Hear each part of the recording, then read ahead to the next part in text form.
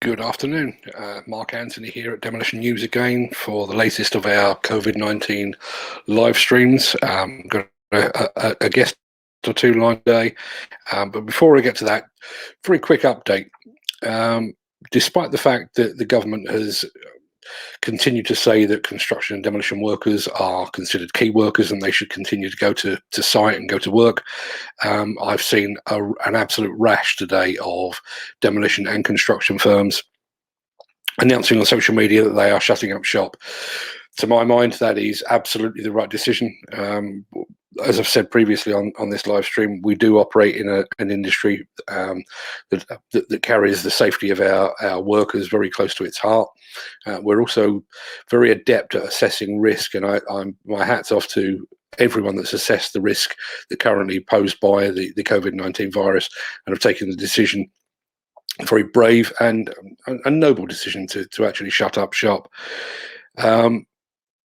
Slightly frustrated that some of the industry leaders are still largely sitting on the fence, to be honest. I would have thought that it would have been in their interest and the interest of the wider industry for a few people to actually stand up and be counted and say, enough's enough. We can't be putting men and women at risk. Let's call it a day. There will be exceptions, obviously. There will be vital works that are going on. Demolition projects that can't be left unattended because they've been rendered unsafe in one way or another. But I think we need to look at the bigger picture. The important thing at the moment is to really hunker down and try our level best to come through this at the other end, as safely and as securely as we possibly can. I mentioned earlier that we've got a couple of guests. I can see one is in our green room at the moment, Danny Kearney of ProSafe. Danny has got a lot of experience in mental health awareness and that kind of thing. My plan was actually to speak to somebody else ahead of Danny, but Danny's here now, so I'm going to bring him in, and then when our other guest arrives, we'll switch over to him. Let's bring Danny into the stream now. Hello. Good afternoon, Danny. How are you doing? Good, thanks. How are you, Mark? I'm very well. As I said previously on this live stream, this doesn't really make a huge amount of difference to me because I'm a bit of a hermit anyway. I sit in my office day in, day out.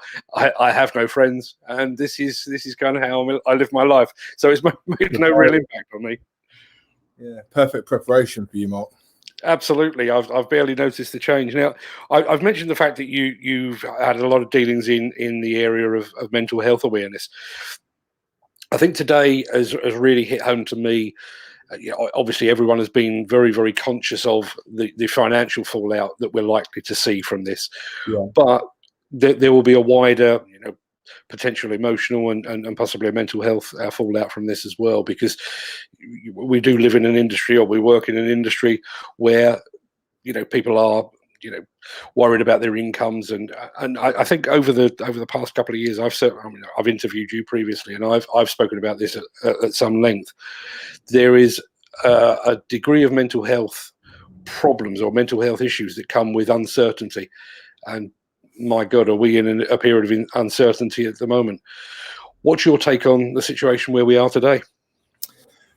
Well, sir, the uncertainty is definitely something that. Can you hear me? I can hear you loud and clear. Yeah. And you look better without the headphones as well. Yeah, thanks. Yeah. The uncertainty is something that we're all in the same boat. Nobody knows any more than the latest information that's issued and the latest guidance that's issued by the government. And fundamentally, everybody in the government is living and working on a very short sort of process. I've spoken to a few people about anxiety and the way that it's making them feel, and truthfully, I'm one of them. My business relies on face-to-face training, and I too am sitting there. I'm now sitting in the lounge. The baby's crying, and the kids are pulling each other's hair out, and we're only on day 3. And day 3 of no income, and it's a very real scenario. It's a very real situation, but we're all in it. And from what I can see, and from the people I've spoken to, is that a lot of people have accepted this as a real crisis, and therefore their anxiety has been able to manage with that. Because people with anxiety, people with low mood, learn to manage through their daily, activities. And one person I spoke to in particular said, actually, this feels almost like I've prepared and I'm ready for what's coming. And because everybody's in the same situation, there's already collaboration there. Everyone's got to work together to get out of this. No one person really is any better off. We're all sat at home waiting for the news. Whether that's one of us becomes ill, whether it's a friend or a family member that becomes ill, whether our businesses fail, whether our businesses succeed, whether we can pay the mortgage, whether the bills can be paid. All of those things are very real, and we have to trust, as hard as it might be, that a solution will eventually turn up. And no, absolutely. I've just spotted. It's timely that you should say that. Our other guest at the moment is Nigel Williams. Nigel was on the live stream yesterday, and unfortunately, technology defeated him, and it cut him off in midstream. Nigel is actually a self-employed, self-funded excavator operator, and this is probably overstating things a little bit, but I'm sure he'll tell me that. But I saw a photograph on LinkedIn last night of him basically leaving his trusty excavator for the last time for we don't know how long. So Nigel, thanks for coming back on. Thanks for trusting the technology. Can you give us some indication of how you're feeling today, knowing that you're not at work today and you're not going to be at work tomorrow either? Yesterday was rough. Yesterday was very, very rough. I went to work thinking it was key construction workers. I heard Michael Gove say that we were, construction workers. We were key workers, and that we should carry on working. And then middle of the day, we got shut down, and yeah, it's rough. I felt anxious. I felt nauseous. My legs were like jelly as I walked to the van, and I'm home today. Stiff cup of tea, stiff upper lip. Let's see what we can do. And yeah, I got up this morning. The sun was shining. It's going to be a beautiful day, and I just have to hope and pray and put some faith in the government that they're not going to throw us under the bus. Now, you said that you got up this morning. Let me guess, you got up about 5:30 because that's in your nature, isn't it? well, you know me so well. Yes, indeed. At 5:15, the internal alarm clock said it's time to get up. You get up, you brush your teeth, and you think, right, I'll have a cup of tea, and then I'll make the flask, and let's get ready for it. And then you're like, oh, okay, well, I'll just have a cup of tea, and I'll watch some rubbish on YouTube. And it's like, well, okay, how about we just go back to bed? So I made a cup of tea, and I went back to bed, and then I got up at 9:30. Full English breakfast, sausage, egg, bacon, mushrooms, black pudding, and yeah, here I am. I've got to put a brave face on it because ain't no one going to do that for me. Aside from the fact that you just made me feel very, very hungry, almost as hungry as Danny's posts of the bread that he bakes every day. One of the things that struck me there is, as I said, you described it as your internal alarm clock, and that is very much the case. But I think all of us are, in one way or another, defined by our jobs. My daily agenda is defined by what I do for a living. Everything about me, I'd like to think that, I'm a husband and I'm a father and all that, but ultimately I'm a journalist. That's what I do. And that really does define my life. And I think, you're experiencing this probably for the first time, I would guess, Nigel, that leaves a big hole.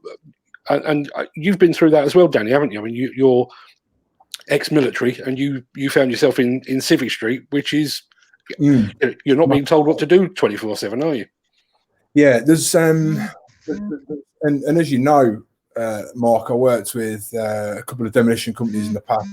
One unknowingly went into administration. One I was fully aware of what was happening when I entered the business, and went through that change, that life change. But leaving the forces was a particular time of my life where the massive change, and in reality, a level of grief about the life you had before. And I think that we're probably experiencing some of that. A lot of people that may be experiencing what they see as anxiety, or that feeling of anxiety, in actual fact, we're grieving for something that we had, whether that's a job, whether that's a lifestyle, whether that's our friends, our colleagues, and everything else. Because it's come unexpectedly. It's out of the blue. It's epic. It's a massive thing. There is no way of muting this or making it any less of an issue.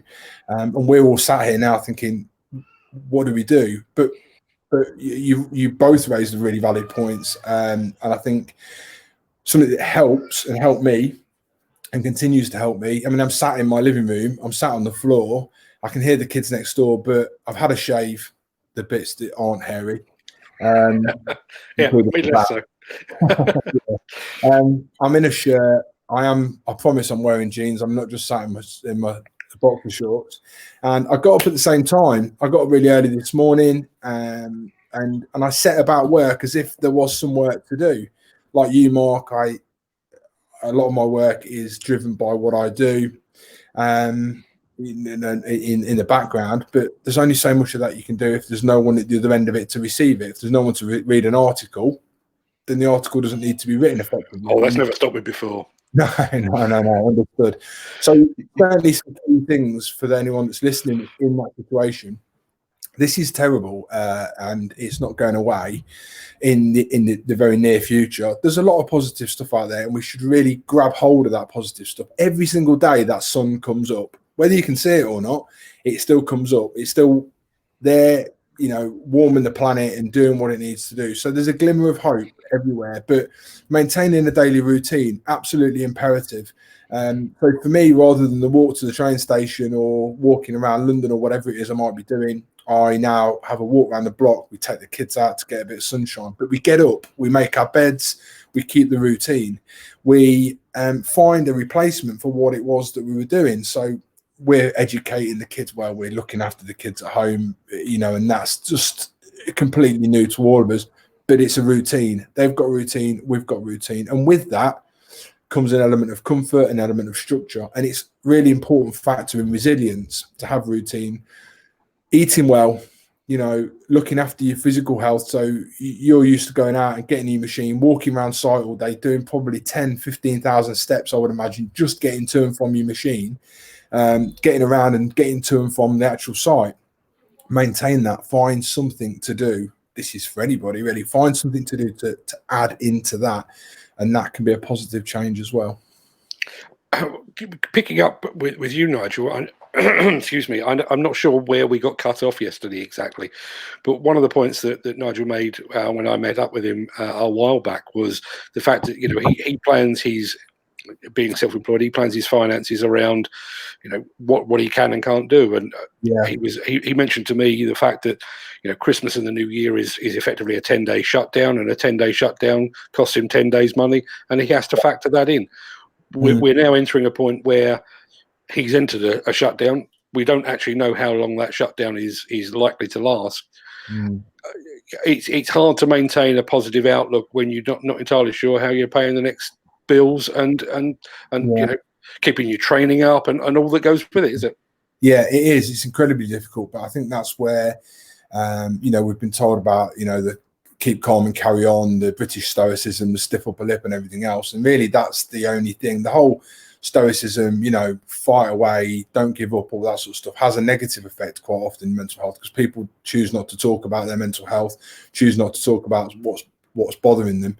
Here, though, we see a situation that's unchangeable for millions of people. It's close to 6 million people that are self-employed. Some of the people that work for my business are self-employed through choice to give them flexibility. I'm a business owner, but there's no money coming in, so I can furlough myself. I can, stop my pay and all that sort of stuff. But fundamentally, if I'm not working, the business isn't earning. So, and I acknowledge that, and it's scary, no doubt about it. I've been in some very scary situations, and I've experienced long times of, I guess you could call this type of lockdown. But all the time in the back of your mind, there's an end, and there's a level of understanding that it's not forever. And quite often I didn't have anyone to look after, and I have my family to look after.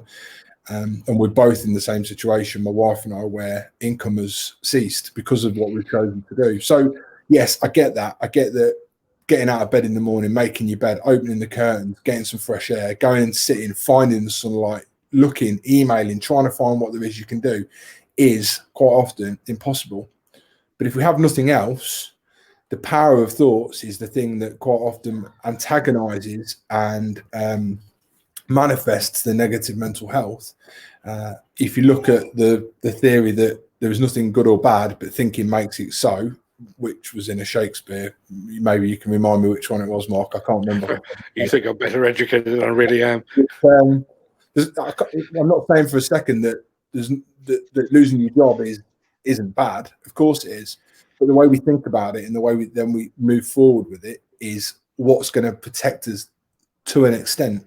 Of course, we can't just go, yeah, I'm out of work, but it doesn't matter because I get to stay in bed till 9 and have a fry up, because that's fantastic. It's exactly what I've been doing. I spend most of my time stood at the side of the fridge, opening it to see if anything new's in there. There never is. But the alternative at the minute is we don't make any positive steps. We don't challenge ourselves and make our life and make our daily routine our work, and then everything's falling down. Something's got to roll over. No, good. I was going to say to Nigel, is that reassuring to you? I just want to butt in a little bit, because for me, it's not a case of, well, you know, not got work, I can just lay in bed till 9. I'm self-employed in the construction industry. You know, if I take a day off, if I take holidays, I got to pay for that. And that's the reality. So I haven't had a holiday since I came back from Europe. I haven't had a holiday since 2016. No. You know, this is one of those rare occasions that isn't a Sunday, that it's like, well, everybody else is in the same boat. I watched Vistry Home Group yesterday. They're Bloor, Bovis, Linden. They shut all their sites. Crayfern Homes, exactly the same. I watched all those, and so I know in my vicinity there's going to be 100 people to every job. I faced this once before in 2008 when the financial crash. You know, I went from being a very well paid manager down to unemployed, 100 people to every job. Been there, done that. I'm divorced. You know, 2 kids that I never see. You know, I've been at the precipice once before, and I'm here again. The only light at the end of the tunnel for me is that this is hopefully very temporary. They're talking a 3-week shutdown, and so we can get through the worst of it. I understand that a 3-week lockdown I could just about stomach that. My personal concern, my biggest worry, is for the guys that I see on the ground around me. They don't earn as much money as I do. They don't have the savings that I have. They don't have the foresight to plan that far ahead. And I'm thinking, how can I help them? What can I do for them to try and get them either back into work or doing something productive? You know, we're in lockdown. We're in social distancing. So it's not like I can even go to them and say, come on, let's go to the park. Let's go and kick a ball. Let's go and do something physical. You know, the most interaction I've had with some of the guys, we've had a video chat on WhatsApp, and trying to lift their spirits to think about the future. It's incredibly difficult. You know, I mean, how do we push forward for other people? And I'm looking for hope from the government. I'm looking for some sense of financial security from them, you know, because it's their policies that have pushed us down this road, and I'm getting nothing. You know, it was Michael Gove that said no construction workers can carry on, and everyone else said, well, actually, here's a risk assessment.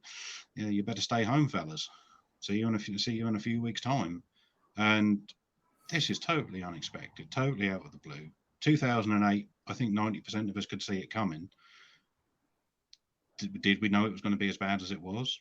Not really, but it crept up on us nonetheless. But this one's it's a bolt from the blue. Yeah, it's where do we go from here? Just on that basis, Nigel. I mean, one of the things that this is highlighted, and it's a subject that you and I have discussed before, is the way that the construction industry, and to that effect, the demolition industry is set up. You know, we have pushed one way or another. We have pushed people into self-employment in recent years.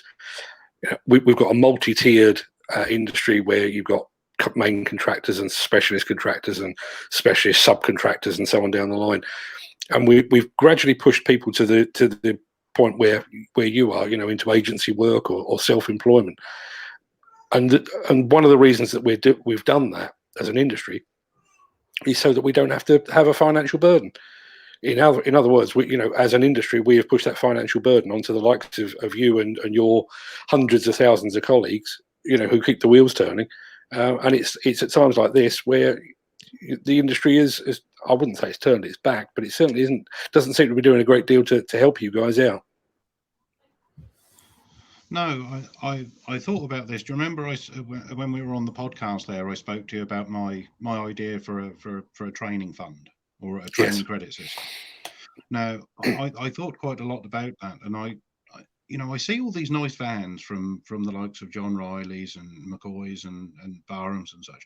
They've all got these nice little stickers on the back, about yay big, and they're from all of these accreditation agencies that tell them they're all tick box bureaucrats that say, we guarantee that our work CHAS and NICE and EIC and such. We all know the names and we all know the acronyms. And where are they? Construction companies are paying into these companies, into these accreditation bodies, sometimes tens of thousands of pounds every year for some girl in an office to tick the boxes, put a stamp on it. Where is this? Where's the money? Where's the slush fund? And can we have some back, please? And it's like, well, because we're at the bottom. They've pushed us into self-employment to corner the costs, to try and make it so that they've fixed the costs and it's not going to cost them a long-term financial burden with pensions and such. I understand that. As a businessman, I would probably want to do the same. But at the same time, they've only had to do that because their own costs are quite exponential also. The cost of running a business, insurances. I wouldn't want to hazard the telephone numbers for the cost of insuring a groundworks or civil engineering company. But then if you've also got to pay for accreditation bodies in order to be able to bid for work, in order to apply to bid for contracts, do that, then surely somebody should have a fund somewhere that says, right, these guys that work in construction, have we set something aside just in case? Is there a fund that we can tap into, or is everybody just going to say, yeah, well, here's the government, here's welfare, thanks very much, ta-da, we'll give you a ring when we've got some work for you. Do you think? Yeah, you go on, Danny. I do have a point, but go on. You started first. Fine.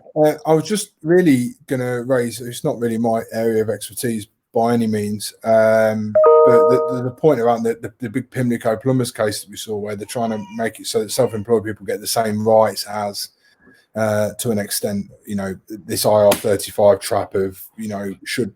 If you work XYZ self-employed, should you then be treated as employed and get the same benefits? There's a chance that this is going to push that motive, that scheme even further, isn't it? Because ultimately now we've got a situation with 6+ million people, Nigel being one of multiple, the people that work within my business, some of them, me as a business, as self-employed, historically as an electrician and everything else, they need to be helped, because if not, we've got 5-6 million people that are going to try and stay positive and go, look, here's what it is, we're going to try and do what we can do. But Nigel's effectively got a forced Christmas break now that he would have prepared for by Christmas, but it isn't Christmas. So Christmas has come early in a bad way rather than in a good sense. And like Nigel said, where's the pot? I know the electrical industry's charity, EIC, help out in various cases, but that pot is going to be drained in seconds if it was to try and support even every electrician that pays into it. So there's an element maybe for businesses to be more responsible around this. I don't know how easy that would be, but in particular the government, I would say, has got to look at this as a much bigger issue. Getting back to your area of expertise, Danny, I'm fairly sure you said to me yesterday that you've actually prepared some resources that people can tap into. If they are starting to feel the strain, not the financial strain, because there's not a great deal you can do about that, but the emotional and mental awareness strain. Yeah, So I've written a couple of bits and bobs which I can pass on to you, Mark, for your media to pass out to people. So we've done one piece about the homeschooling thing. Not that we should try and educate our kids, because that's not our job with parents. So people that have got kids, just really around the routine and some tips and advice that we think. We're going to update that with how it's worked for us with a real life thing.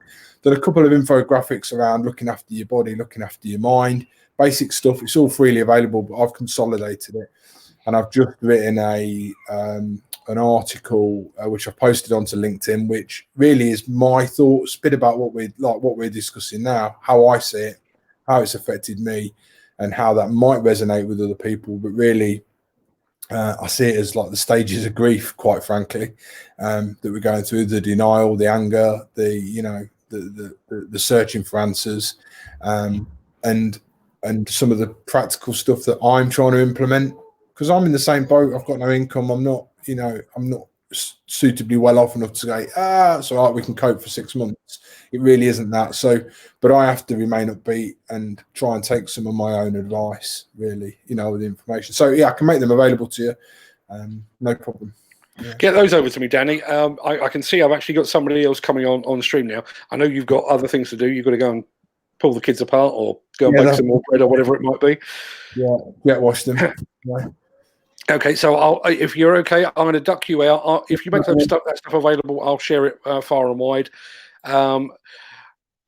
So Nigel, it's you and I, and I'm just about to bring in Nick Williamson, who I hope is.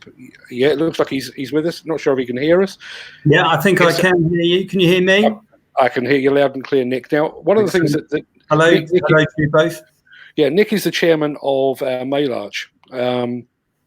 And he put a post on LinkedIn yesterday, basically offering the demolition industry's services in a more practical sense. Obviously, the demolition industry is known for being able to knock stuff down, but there are a lot of skills possessed within the industry that go beyond that. Nick, what were you saying?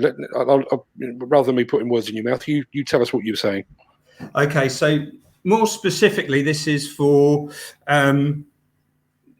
asbestos removal contractors, but there are a lot of demolition contractors who are licensed to do the same.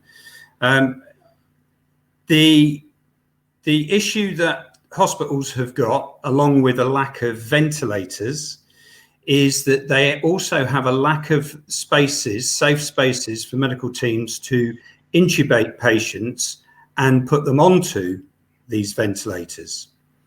The issues that the process of intubating a patient with COVID-19 means that they have to push air down the throat, into the mouth, down the throat, into the airways to help them breathe.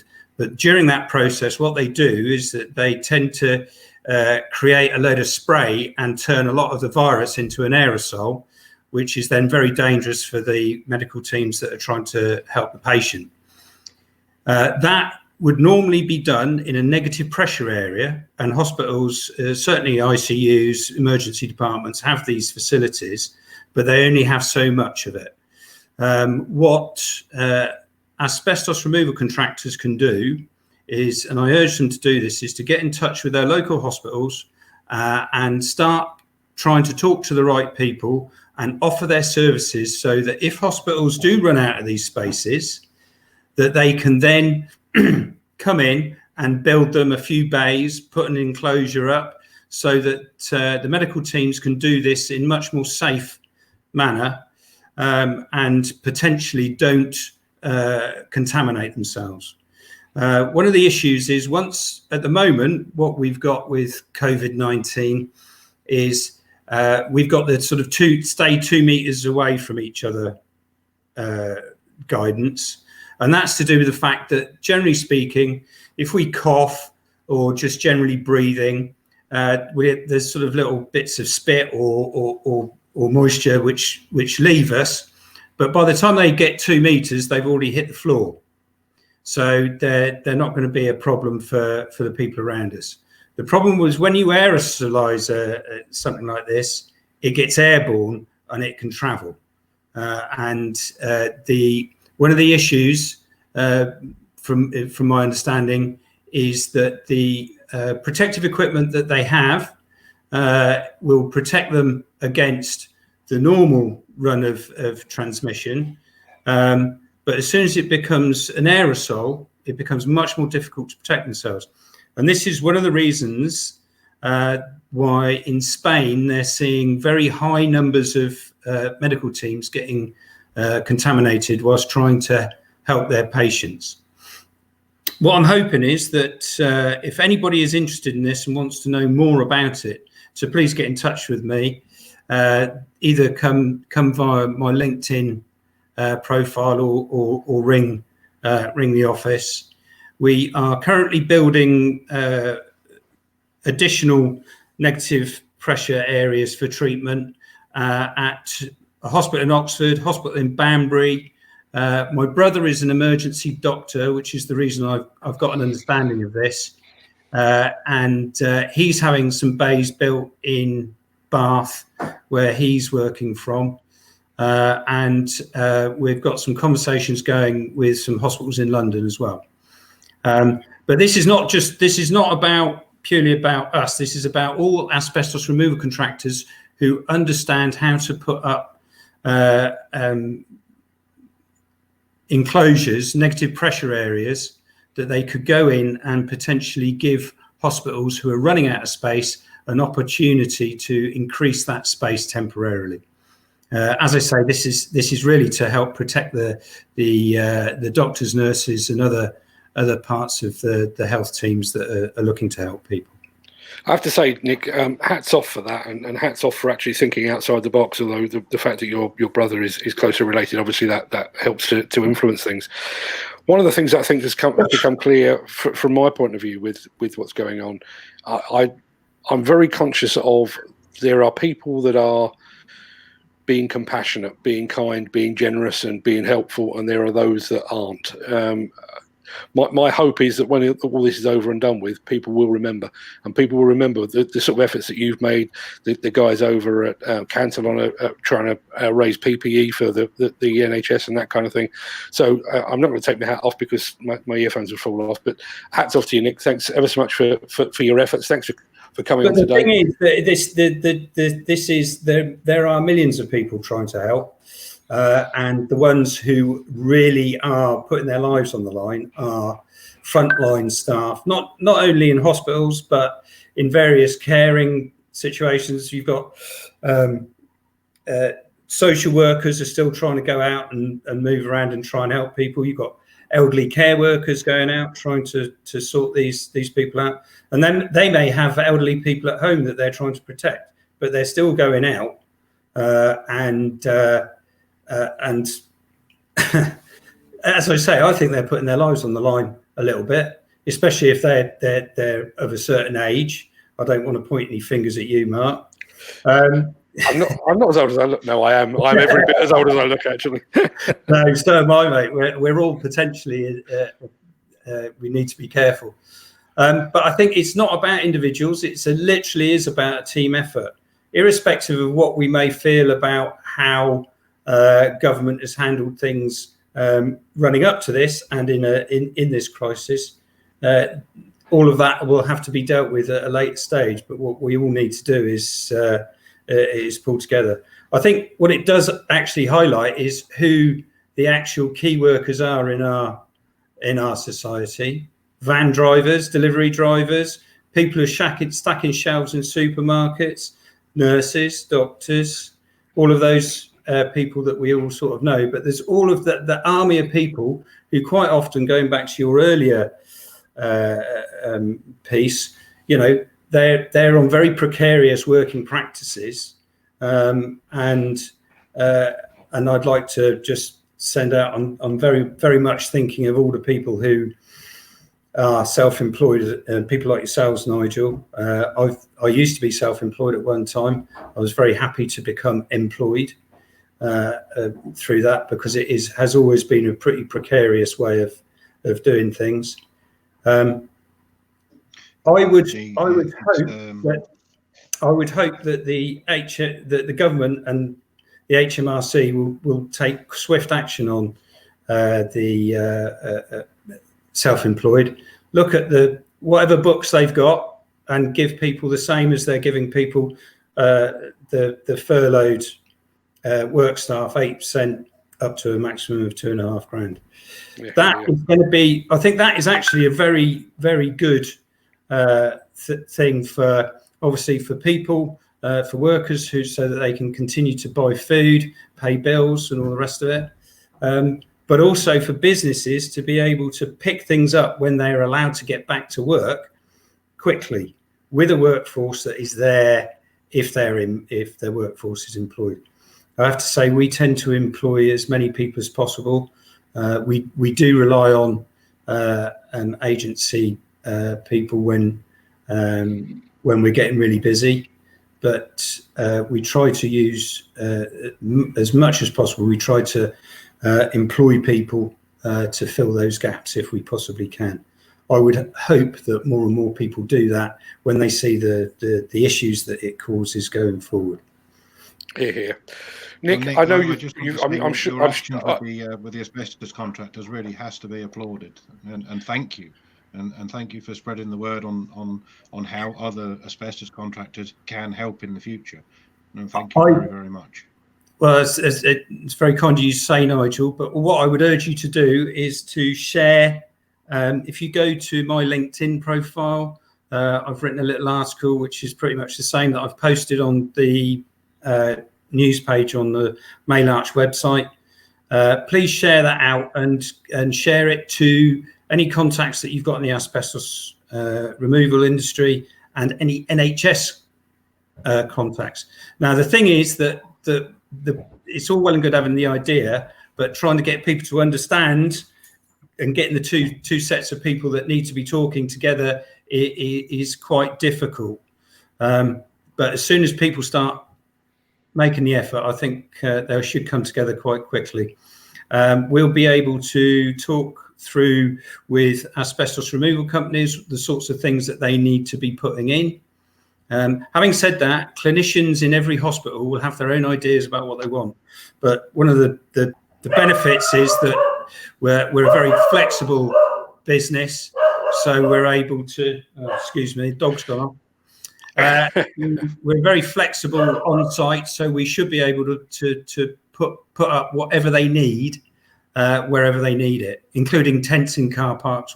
It's whatever they want. Fantastic. Nick, I know you've got better things to do with your time than talk to us old buffers here. I'll let you go and I'll carry on with Nigel, but thanks ever so much for your time, Nick. I will share a copy of your article over on my LinkedIn as well, so we'll try and get that out far and wide. But thanks ever so much for your time today. Thank you both. I hope you can both stay well and gainfully employed. Stay safe. All the best, Nick. Cheers. Thank you. Bye-bye. Thanks very much. Stay safe. Right, Nigel, coming back to you, because while this has been going on, we've had a couple of comments. I've just had one come in from Scott on Facebook. Not sure who he works for, but it's just said, we've just been informed that all our sites are to close on Friday. Another one here from Paul Boakes. I haven't worked since 14th of February. Wow. Hopefully we'll know something soon. Can't live on nothing. Had some back funds, but it's not going to last. Really, government needs to tell us what's going to happen for the self-employed. Well, it goes without saying. I think you'd echo those sentiments, Nigel. You know, the self-employed do need some reassurance. Going back to what Danny was saying, you know, that's part of it, isn't it? It's the uncertainty. And if we, you know, if you thought you were getting an 80% of what you normally earn, it wouldn't be particularly comfortable. At least you'd have a bit of a safety net there, wouldn't you? You would have something, but this is a conversation I've had with quite a few people over many months with regards to what it actually costs to live. And when people say, oh, but you know, you can tighten your belt a little bit and this and that, and I'm like, well, do you know what it costs to rent a house? You know what it is to pay the council tax? Do you know what the water rates and keeping the lights on, the gas, the utilities, you know, just basic. I mean, my little 2-bedroom house, you know, I've got the rent, $825. Then you put on top of that the council tax, the water, the electricity, the clean water coming in. You know, we're instantly at I think we're at £1,250 a month. That's just a basic little 2-bedroom house. You know, that's just to live. That's just to put a roof over the head. And that's not including grocery shopping for 3 people. Well, two people and a baby. You know, it's quite insane when people say, "Oh, you know, you should put a little bit by. You should put a little bit by." Yeah, but I've got a car to insure. I've got servicing to do. I've got MOTs. I've got to tax the thing, as well as try and make sure that we've actually got clothes and something nice to eat. And yeah, it's a struggle to keep it's a struggle to keep going when the cost of living just keeps rising, and you want to keep putting something aside and keep putting a bit more aside and a bit more aside. But now, I mean, if this carries on for anything more than about 6 or 8 weeks, that's me done. That's me wiped out. And you've got people living week to week, and they don't earn as much as me. And that's the shameful part. But they've still got the same bills as I've got. True. I mean, one of the things that struck me about all of this is, and I don't want to labour the point because I don't really want to give them the publicity, but you and I originally started talking about training and the cost thereof and the difficulties that throws up. The fact that the Construction Industry Training Board is maintaining its demand on levies. You know, it just seems like there's a huge disconnect there between, you know, the powers that be and those that are actually doing the work. You know, it's the same as, I don't know what the situation is with your various cars that you hold, but you know, you would like to think that if one of your cars was up for renewal, somebody might have the good sense to say, do you know what, you sit on it for another 6 months, it's not going to be a big deal. I don't get the feeling they would do that at all. I think they'd actually take the money and never mind the consequences, you know. Well, I'm having to ask the question: is the CITB now fit for purpose, and does it actually have a purpose? Because what we have to remember, and you know this as well as me, the CITB created the CPCS product, and they sold it to the NOCN. Now, exactly what does the CITB think it's going to do, and what input is it supposed to have on the industry? Why are we paying a levy to somebody who doesn't want to have any kind of administration with the qualification and certification of operators and even operatives within the industry? Because the CSCS card, you know, that was for labourers, you know, labourers right through to management. I mean, if they don't want to have anything to do with the industry through certification and accreditation, then what the hell do we need them for? We don't. It's crazy. It's a subject that NPAWS and the CCDO card with the NFDC. I mean, the NFDC have shown more leadership with the CCDO card than CITB has shown us with the CPCS product. Yeah, I mean, I've been writing about construction for 30 odd years, and I think it's every 3 years that the future of the CITB is brought up for consideration. And I don't remember a time when the industry universally backed it, but I think at the moment, I think it was quite lucky to get through its last investigation unscathed or largely unscathed. I'm not too sure now. You know, as I say, I mean, I'm not entirely sure what purpose it serves aside from keeping some bureaucrats in jobs. You know, at a time, and you know, I think this goes wider than the CITB. You know, I think the Build UK are putting out some good information, but you would have thought that good information today would have been, you know, what can we do for our workers? What can we do for our employees? And also, you know, advising people to shut their sites. You know, I've said it time and time again. I'm getting bored with the sound of my own voice now. But you know, our entire industry, whether it's construction or demolition, hinges upon risk assessments. And the risk at the moment is if you go out, you could either get the virus, you could spread the virus, you could put somebody else in danger. Why do that? You know, why is Build UK not standing up and being counted and saying, you know, our advice is shut up shop, let's keep it safe, give back some of the money that they've had over the years, and you know, just trying to give a bit back to the industry that they serve. I think they're hedging their bets a little bit. It's a difficult one though, Mark, and this is something I've thought about quite a lot because, you know, there are guys. I mean, the guys I spoke to yesterday, as you know, as we were leaving site, obviously not shaking hands because it wasn't the right thing to do. But you know, they're in limbo. I mean, one young lad, he's almost in tears. He doesn't know what to do. He's desperate for a site to stay open so that he can earn some money, because he's got a young girlfriend. They've got a young baby together. They've got to pay the bills.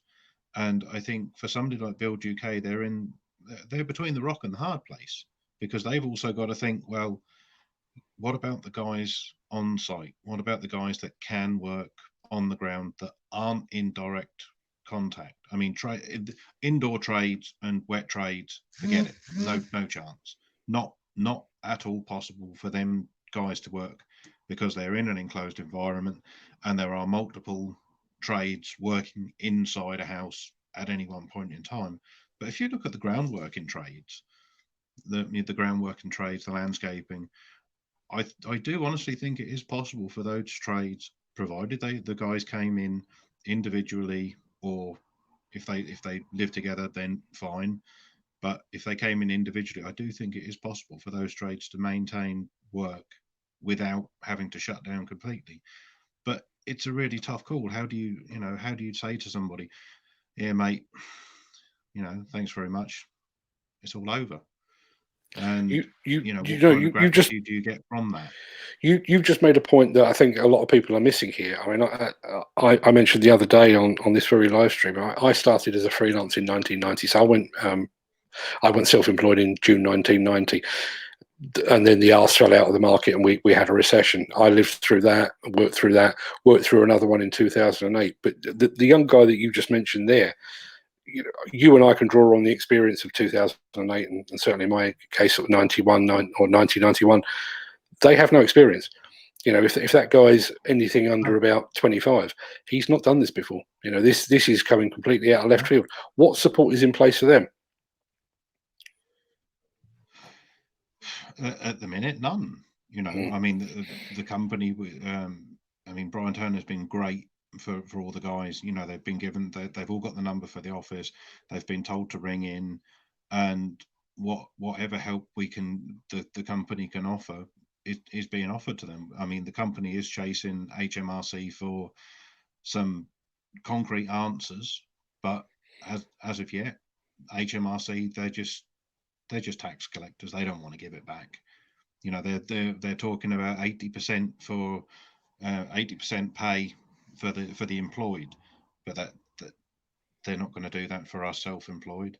I mean, one guy I spoke to yesterday, he was talking £750 lump sum, and then £94 a week as per the statutory sick pay.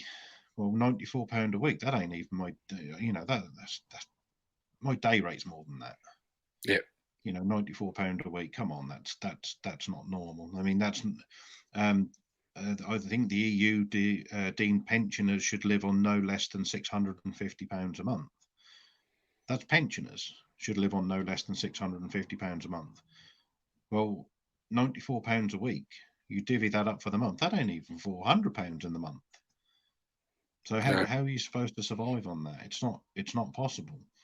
I'm hoping that that it's short-lived, whether or not it is, because for the construction industry, our industry is built on confidence of investors that invest in property, that invest in the future, and that's also the same for the demolition industry. That's also another industry that is based on confidence of capital supply. Of money, of the continuous flow of money coming in to pay for things to be knocked down and to pay for things to be built again. Well, this isn't just the UK. This is global. You've got lockdown in God knows how many countries at the minute, and we're seeing the same Armageddon, the financial Armageddon that we saw in 2008, but with the added crisis of a health, of a pandemic, and the cocktail of the two. I think that's going to be quite a lot for any country to stomach, let alone an industry. And I'm hoping that somebody comes up with some answers. I mean, whether or not we have to start going into work in hazmat suits and rebreathers. It's not ideal, but I think something has to change. Something has to give. I don't know what the future holds, Mark. Well, on that basis, I mean, I've just looked out the corner of my eye, and we've actually been on for 50 minutes, believe it or not. So it just goes to show I've got absolutely nothing else to do most of the time. So you've mentioned, don't you just mentioned the fact that you don't know what the future holds. What does the future hold? What do you do tomorrow morning? What do you do the day after? What do you do next week? No, tomorrow morning I'm getting up at 5:30. I'm going for a walk around the block while it's all nice and quiet outside, and I'm going to wash the car. I'm going to wash the van. I'm going to try and keep myself busy, try and keep myself occupied, and bring myself back into my normal, regular daily routine. Eat at 10 o'clock, eat at 1 o'clock, find something to do at 5 o'clock that takes an hour, and then dinner at 6. Try and maintain what would be a normal working day. So the garden's going to look amazing. Really, the garden's going to look super.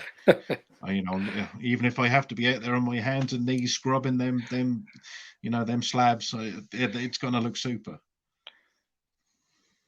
Good luck to you. I don't know. I'm desperate. I'm desperate for answers, but the only thing I can do is try and be there as a lifeline, support. The best thing. Anybody watching this, who's a connection on LinkedIn, is a connection to me through work. If you're having a hard time, if you're having trouble dealing with this, just hit me up a message. It's not a problem. I'll ping you the number. Just give me a ring. We can have a chat. We can have a laugh. It's not a problem. But all I can do is offer some sort of moral support, some sort of camaraderie. I'm here if you need to talk. Nigel, there's nothing else I can add to that. Really, that's precisely why we started this live stream in the first place. Is somewhere for people to talk. We've had another big bunch of people watching again today, and that will only continue. Look, Nigel, you know where I am. I'd love to have you back on the show. You know what my phone number. I was going to say you know where I live. That wouldn't really help you at the moment, but keep in touch. Keep your chin up. Keep your spirits up, and hopefully we'll meet up. As soon as we head back out to site, I'll send you some pictures of all the gory details, and hopefully my lovely lady is sitting exactly where I left her, in exactly the same condition as I left her. When you say your lovely lady, you mean the machine, right? Oh yeah, Kelly the Cabelco. She even has a name. Just had to check. Nigel, you're an absolute star. I wish you all the best. I'm gonna go, and it's tea time. All the best to you, Mark. You take care. Thanks a lot, Nigel. All the best. 53 minutes we've been talking. I could do with a drink. I could probably do with a pee right about now as well. So I'm going to sign off. Thanks ever so much for joining us today. Thanks for all your comments. Thanks for all the feedback. We will be uploading this, all things being equal, to YouTube later. So if you know anyone that wasn't here for it, and they'd like to see it, you can share it via YouTube. It will be over on demolitionnews.com. Just to echo what Nigel has said there, really is we're all in this together. If you know somebody that's struggling financially, struggling emotionally, struggling with mental health problems, you can't put your arm around them. You can't even offer to shake them by the hand, but be there for them, be there for each other. If I could be of any help, you know where I am, you know where to find me. We've just had one last comment coming in. No, it's a thumbs up from Paul. I'll take that thumbs up, Paul. Thank you very much indeed. Everyone, stay safe. Look after yourselves. Look after your families. Back again tomorrow. All the best. Cheers now.